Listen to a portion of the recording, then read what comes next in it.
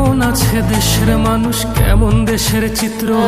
দড়ির সাথে ঝুলছে মাতা, নিথর প্রিয় পুত্র। মাকে ছাড়া একলা শিশু মরত ঢুকে ঘরে। বুঝি মরলো মাতার বুকের মানিক নিজেই হত্যা করে। জন্মকালে বন্দি পিতা পায়নি আদর করতে, আজ মৃত ছেলে যাচ্ছে জেলে বাপের কোলে চড়তে। জিজ্ঞাসিবে বাবাকে কি দোষ করেছেন তিনি, অপরাধ সে মুক্তি সেনা মুজিবের বাহিনী।